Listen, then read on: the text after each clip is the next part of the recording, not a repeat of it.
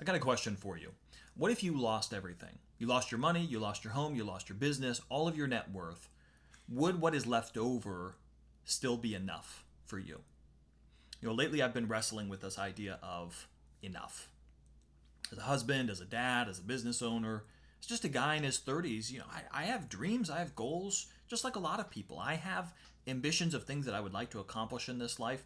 But I've really started to wonder, when will I know that I've quote unquote made it? What does enough actually look like in my own life? And we just live in this culture where we're constantly told you need more.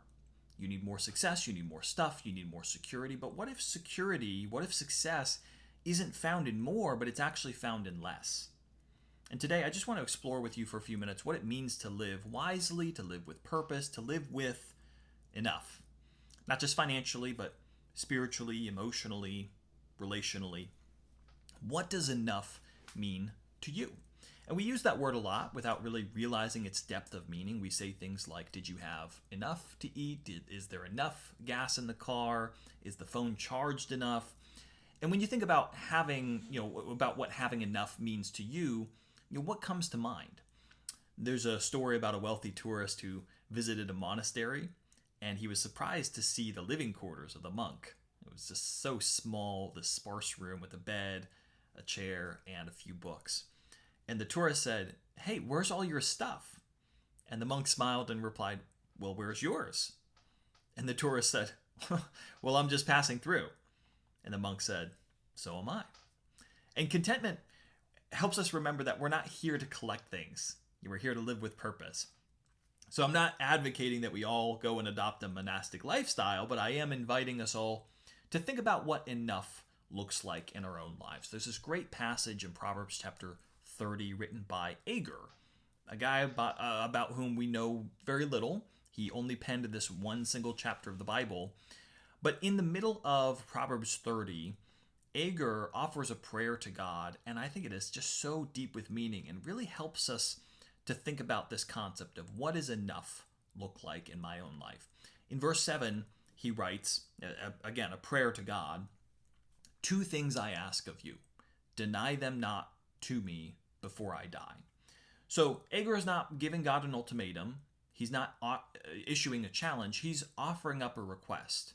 Lord, there are two wishes that I would ask you to grant me before I leave this world.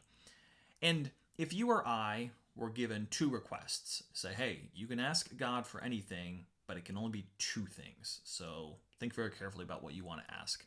I'll tell you right now, these wouldn't have been my two things. They probably wouldn't have been your two things. What does Agur ask God for in his own life? Verse 8, he says, "Remove far from me falsehood and lying." So first of all, make me an honest man. I want to be a man of integrity, a man who is known for living a life of truth. And then secondly, give me neither poverty nor riches. Feed me with the food that is needful for me. And I find that such a fascinating request. And I want you to understand, essentially what Agur is asking God is, make me middle class. At a time 3,000 years ago where middle class really wasn't a thing. Middle class is more of a recent invention of ours. For most of human history, you were either poor and you lived from meal to meal and paycheck to paycheck. I mean, literally just subsistence living. Or you were wealthy and you had servants or slaves and lots of possessions, and that was a very, very small minority of people. So to be somebody who is neither poor nor wealthy would have been a very rare thing indeed in those days. Why does Agur ask to be middle class? Well, he gives the explanation in verse 9. "Lest I be full and deny you and say, 'Who is the Lord?' Or lest I be poor and steal and profane the name of my God." So Agur was a very wise man because he understood that there are dangers on both sides and both extremes of the wealth spectrum. He understood that if I do become wealthy and powerful, that might bring up in me a sense of false security. That wealth could become a seedbed for my own pride, for my own self-reliance, and for a lack of empathy for those around me. That I could get to the place in my life that I really feel like I've got it. God, who's that? I don't need God. I've got everything I need right here. And man, what a warning for us. How easy would it be for many of us if we have money in the bank, we have money in the 401k, the stock market is good, economy's humming, we've got a paycheck, our job is intact, the business is running well. I'm good. I've got this. If things get crazy, if things go haywire, maybe I'll give you a ring, God, but for now, let me take the wheel. And Agur says, I don't want to be in a place like that, where I feel self-reliant and prideful because of my wealth. But on the flip side, he says, I also don't want to be poor, because if I'm poor, I might steal and I might profane the name of my God. In other words, poverty, he understands poverty is going to bring about a sense of unnecessary desperation. That if I'm desperate, that if I literally have nothing, that could be a seedbed for greed, for fear, for envy. I might be willing to do and to say things that would be counter to what God teaches me to do. And I might actually become a bad testimony. And I might injure the name and the reputation of God by my actions if I were poor and desperate. And so Agur says, don't give me either of those extremes. Just give me the food that is needful for me. The way that we would probably put that or rephrase that today is Agur saying, God, just give me enough. Give me enough. Let me give you 3 thoughts from this passage and things that have really helped me, and I hope it'll help you as we think about what enough looks like in our own life. The first thought is this, that my net worth does not define my self-worth. You remember the rich young ruler in Mark chapter 10, there's this guy that comes and approaches Jesus, and he wants to understand the secret to eternal life. And what Jesus tells him is, he says, you need to sell all of your possessions and give it away to the poor and come and follow me. But that rich young ruler goes away sorrowful because he has great possessions and he's not willing to part with them. His self-worth was wrapped up in his net worth. And when push came to shove, he wasn't willing to part with his wealth.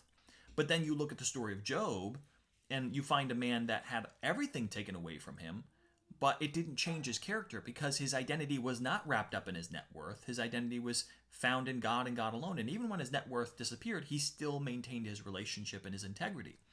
And so, who are you as a person? Do you feel more confident? Do you feel more competent when you've obtained more financial success, that somehow that has actually made you a better person or more valuable in God's eyes?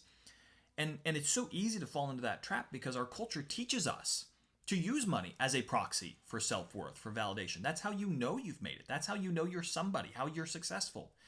Are you looking to your financial status to give you that peace, that meaning, that comfort, thinking that, if I just had a little bit more, if I got a promotion, if I could, become a millionaire, if I, was able to pay off my house, then that would be enough for me.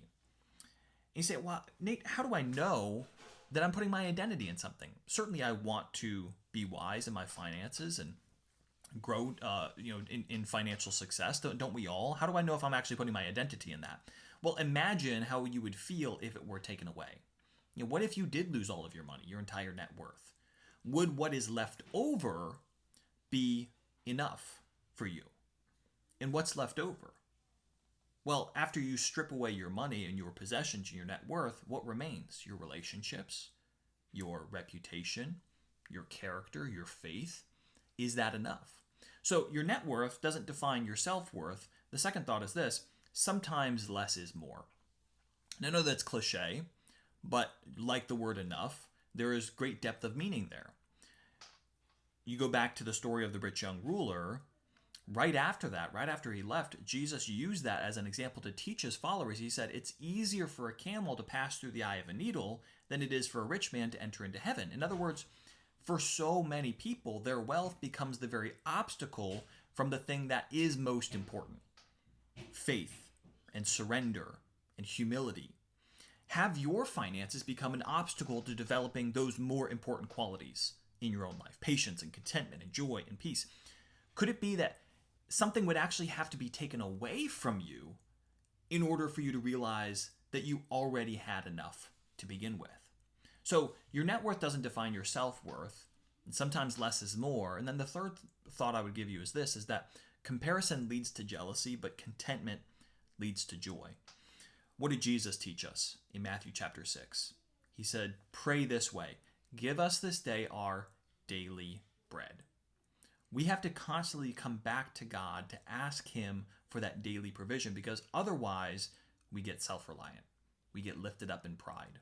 We lose sympathy and empathy for those around us. Paul told us in 1 Timothy chapter 6 that as long as we have food and clothing, we should learn to be content with those things.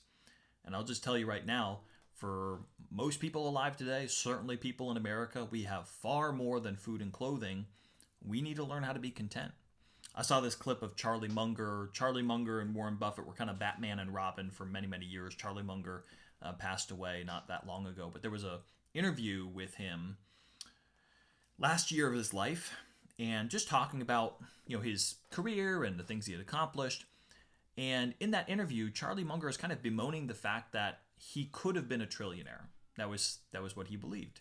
He was telling the interviewer, if I had been a little bit smarter, if I had worked a little bit harder, I think I could have done it. I think I could have been the world's first trillionaire.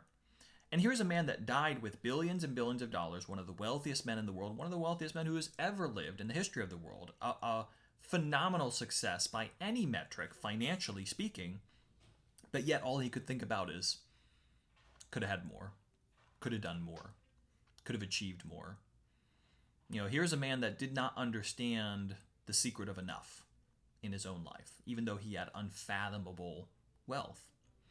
And the key to contentment is always perspective, because you're always going to be able to find someone with more money, with more fame, with more success, with more followers, but you have to learn to refuse to play that comparison game. It's like Teddy Roosevelt said, comparison is the thief of joy.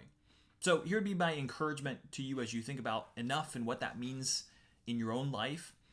Don't define enough by a number. That's first thing, because your net worth does not define your self-worth. And remember that God doesn't define your value by your wealth either, right? The world might, culture might, but sometimes, a lot of times, less is more. And then learn to practice gratitude and refuse to play that comparison game, because comparison is always going to lead to jealousy, but contentment will always lead to real joy. So I hope that was helpful for you. Thanks as always for listening, for watching. I'll see you on our next episode.